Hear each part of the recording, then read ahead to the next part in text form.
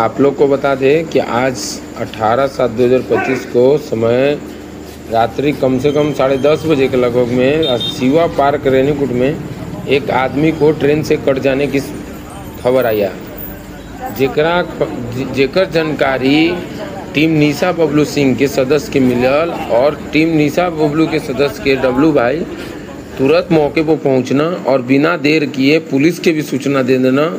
एक बाद वहाँ के घटनास्थल पर पहुँच के पूरा जायजा लेलन, पहले पता कि न केकर बा, कहाँ बा, कैसे घल घटना के। लेकिन ये तो पूरा अभी खुल के मामला नहीं है पता चलल। लेकिन आप सबको बता दी कि पंडित जी के जेकरा साथ घटना करे वो एक पंडित थे, पंडित जी रहन, और वो पंडित जी के शव को हिंडाल्को हॉस्पिटल के मर्चरीज में रखवा देवल बा। आ एकरे में पुलिस आगे के कार्रवाई में जुट गई बा, ठीक ना। इस तरह के घटना खबर